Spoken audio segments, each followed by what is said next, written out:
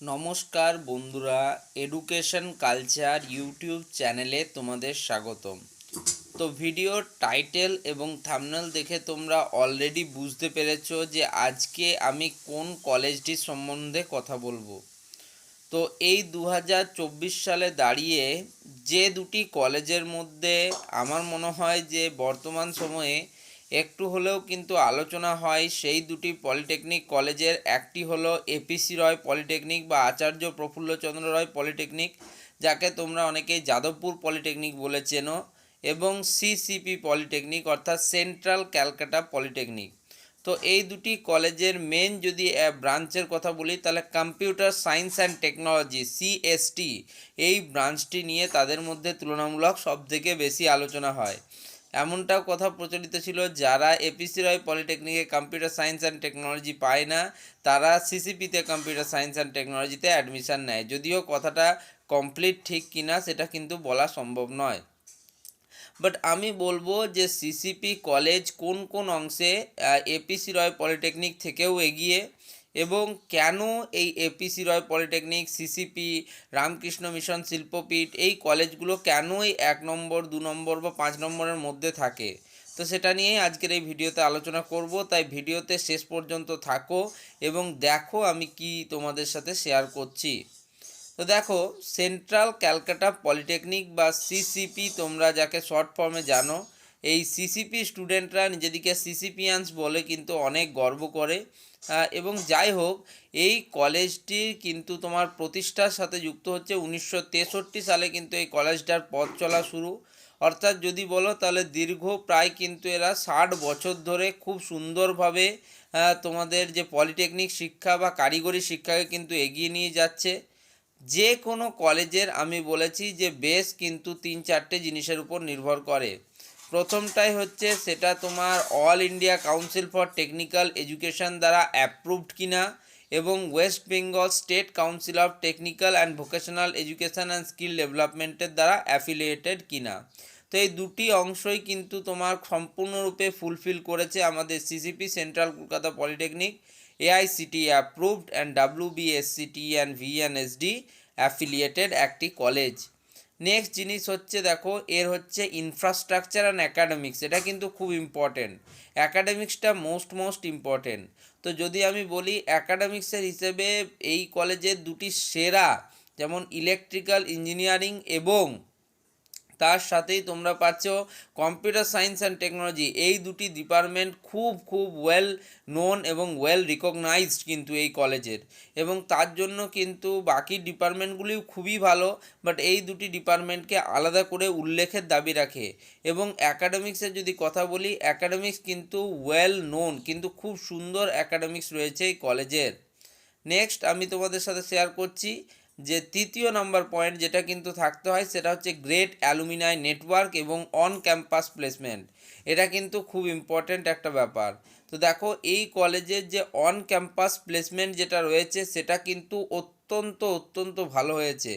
যদি আমাকে একদম রিসেন্টের কথা বলো, 2022 বা 2023-এর ডেটা, তাহলে একজন স্টুডেন্ট কিন্তু এমন হয়েছে 3টে পর্যন্ত কোম্পানি অ্যাভিল করেছে এবং সেখানে অন ক্যাম্পাস জব পেয়েছে।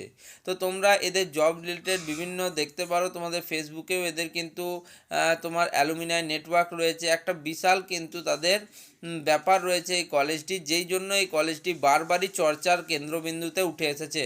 তাছাড়া এই কলেজ থেকে তোমার হায়ার এডুকেশনের জন্য যদি তোমরা কেউ জিলেটের প্রিপারেশান নিয়ে থাকো, সেক্ষেত্রেও কিন্তু অনেকাংশে সাহায্য করে থাকে এই কলেজ। এগুলো তো বললাম যেগুলো বেসিক গুণ, যেগুলো একটা কলেজের থাকা উচিত, এবং এই তোমাদের সেন্ট্রাল কলকাতা পলিটেকনিক বা সিসিপির কিন্তু এই গুণগুলি রয়েছে। এবার আমি আরও 2-4টে বিষয় বলবো যেটা কিন্তু সেন্ট্রাল কলকাতা পলিটেকনিককে অন্য পলিটেকনিক থেকে একটু আলাদা করেছে।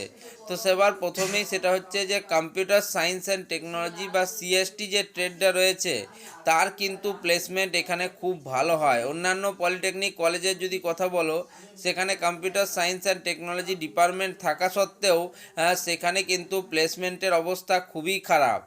বলতে গেলে কম্পিউটার সায়েন্স অ্যান্ড টেকনোলজির অন ক্যাম্পাস প্লেসমেন্ট অন্যান্য কলেজগুলিতে 30-40%-এর মধ্যেই সীমাবদ্ধ, বাট এই কলেজে সেটা 60-70%, যেটা কিন্তু একটা অত্যন্ত ভালো ব্যাপার।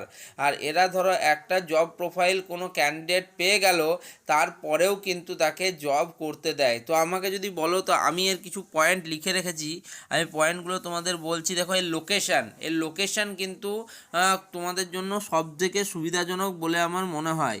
তো 21 convent road, Philips, Sealdah, Rajabazar, Kolkata, West Bengal 7,14,000-তে কিন্তু আমাদের এই সেন্ট্রাল কলকাতা পলিটেকনিক কলেজটি অবস্থিত।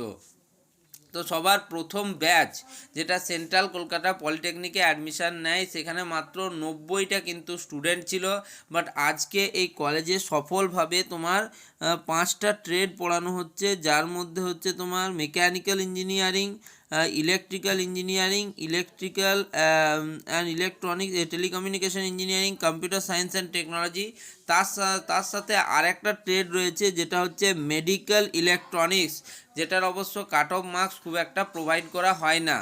যদি ইলেকট্রিক্যালের কথা বলো, তাহলে তোমার র্যাঙ্ক যদি মোটামুটি 5,000-এর মধ্যে থাকে, জেনারেল ক্যাটাগরির ক্যান্ডিডেট হয়ে থাকো, সেক্ষেত্রেও এই কলেজে তোমার চান্স পাওয়ার সম্ভাবনা রয়েছে। নেক্সট যদি বলো যে এই কলেজের ডিসঅ্যাডভান্টেজ, সেটাও একটু বলে দিই। তো পলিটিক্যালি ইনফ্লুয়েসড রয়েছে কলেজটি, সেক্ষেত্রে সেটা একটা ডিসঅ্যাডভান্টেজ বলে আমার মনে হচ্ছে। নেক্সট বলতে পারো যে তোমার অন ক্যাম্পাস প্লেসমেন্ট, যেটা শুধুমাত্র তোমার কম্পিউটার সায়েন্স অ্যান্ড টেকনোলজি এবং তার সাথে কিন্তু ইলেকট্রিক্যালে অনেক ভালো হওয়া সত্ত্বেও বাকি যে 2-3টি ট্রেড রয়েছে তাতে কিন্তু সেটা তুলনামূলক কম। তো যাই হোক, যদি সব দিক থেকে বলো, তাহলে ওভারঅল এই কলেজটিতে মানে আমার বন্ধুদের যারা ছিল বা যারা তোমার এখানে টিচাররা, তাদের যে এক্সপিরিয়েন্স, সেই এক্সপিরিয়েন্সটা আপ টু দ্য মার্ক এবং খুব ভালো।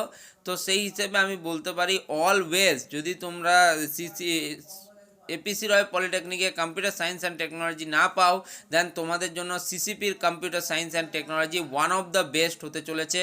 তো অবশ্যই তোমরা কিন্তু এই কলেজটির ব্যাপারে ভাবতে পারো।